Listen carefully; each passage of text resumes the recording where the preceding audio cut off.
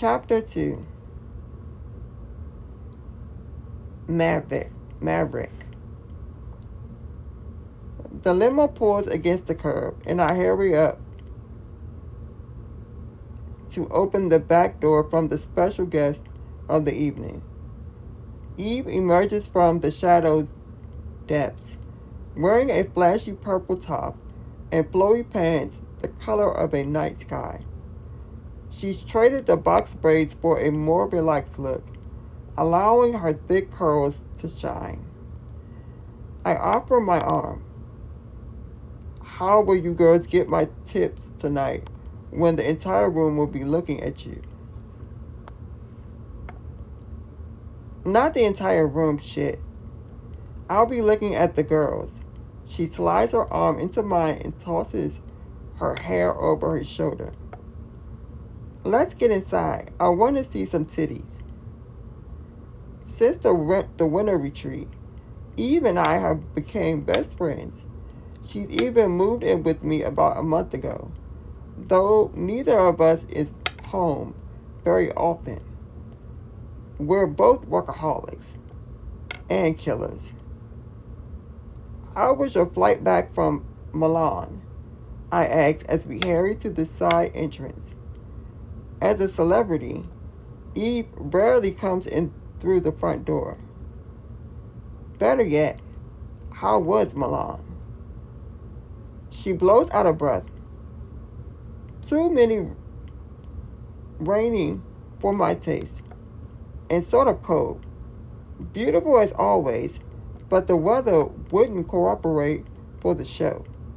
We had to move it indoors, which sort of ruined the effect. I mean, we were supposed to embody Mother Earth. I shudder when I recall Eve's outfit. She sent me pictures. And I never seen a woman look so proud while wearing what we equal to a ghillie suit.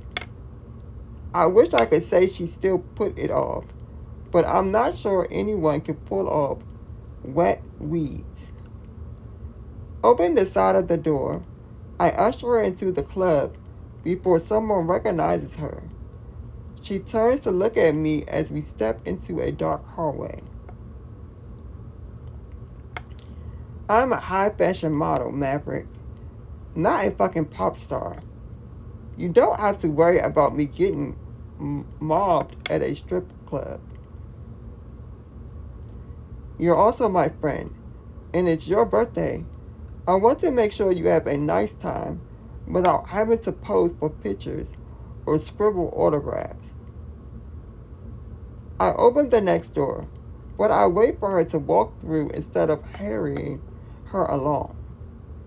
She just laughs and shakes her head as I lead her up a staircase to an elegant balcony overlooking the stages. It's the VIP area, only the best for my friend.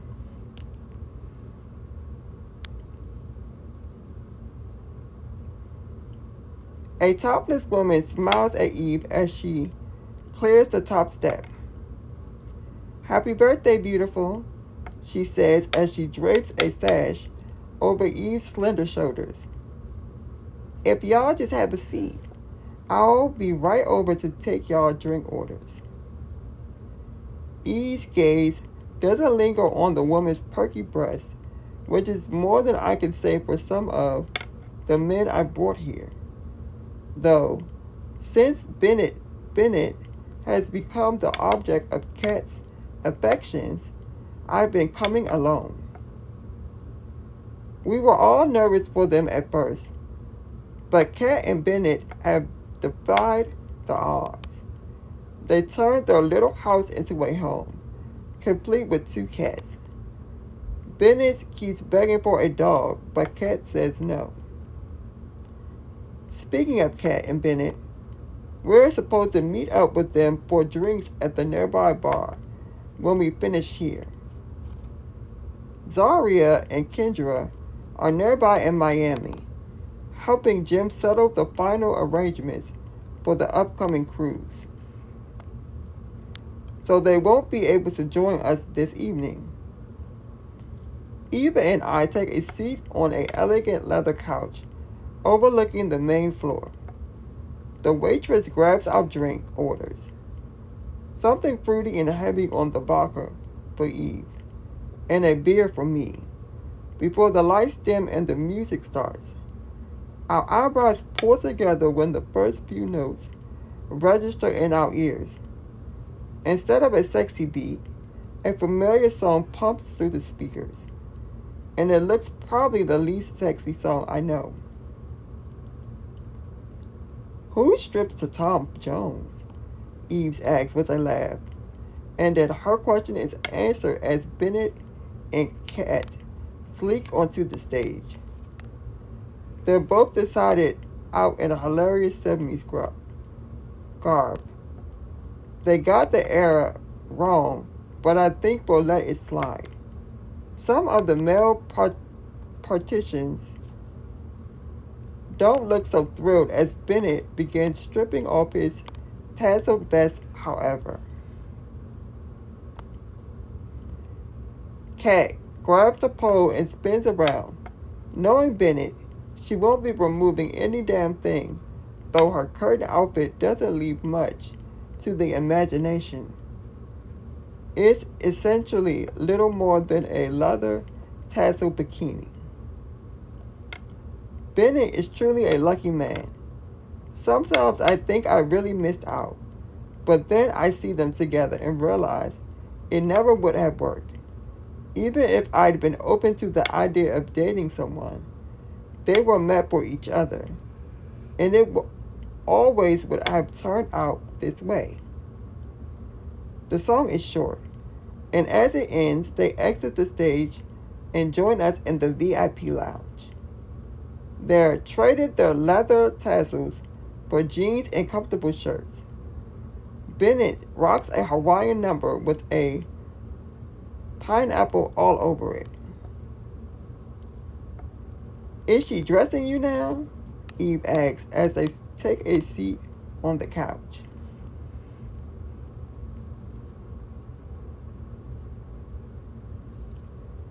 Every chance I get, Kat leans closer to Eve and brings her in for a hug. Happy birthday, bitch. Eve grins and hugs her closer.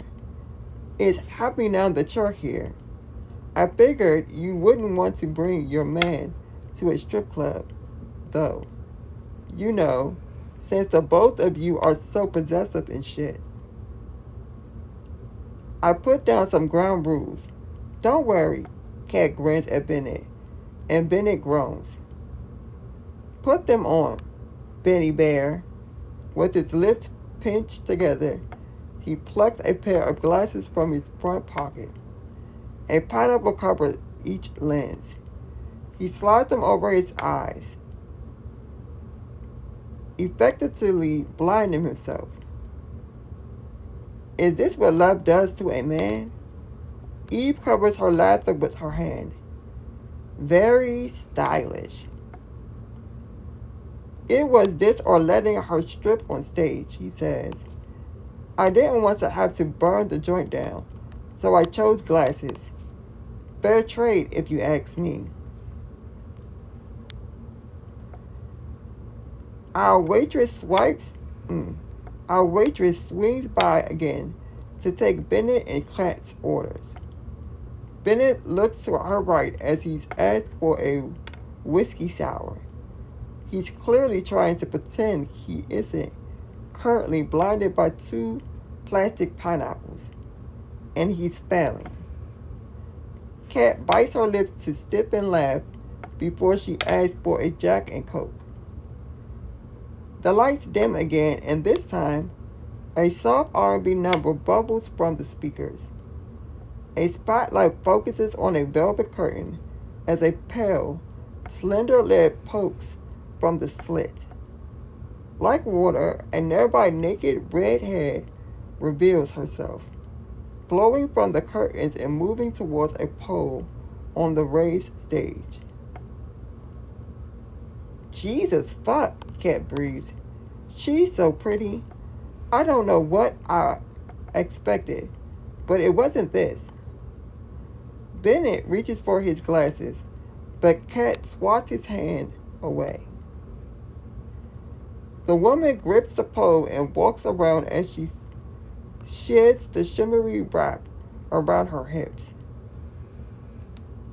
Her forearm remains perfectly round as she hooks her leg around the pole and rolls her hips forward. She's a perfection. And yet, my dick doesn't move. This is nothing new. It's a problem I've had since I was young. Since someone decided to teach my brain that sex is unsafe. The cross wires can't be undone, and I can't get hard. Well, I can, but it takes some work, and most women aren't prepared to provide what I require. I didn't pull the name Midnight Mescos from a hat, after all. My little problem has created its own issues because I fear getting close to women. People automatically assume that means I prefer getting close to men. Not that I blame them, but I'm definitely into women. And that's the thing, women do turn me on. I feel all the signals, even now, as I watch the redhead remove her bra. My spine tingles, and my balls swell. My brain puts her in a dirty position, and I envision what it would be like to suck her pale nipples as she rides my cock. But my cock refuses to respond. I slide my hand into my pocket and pretend I'm looking for something. What I'm actually doing is giving myself a dose of pain. I snag my thigh's sensitive skin between my fingers and pinch as hard as I can. Water fills my eyes, but my dick refuses to listen. It's not enough.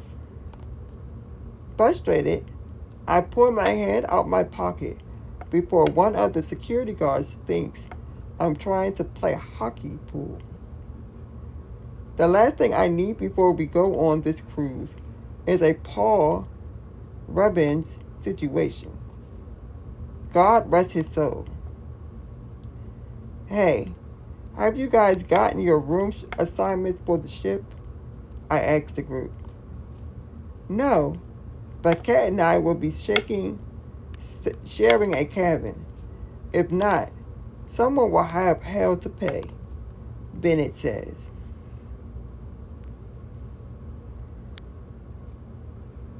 The girls are too busy watching the show, dancing on stage to respond.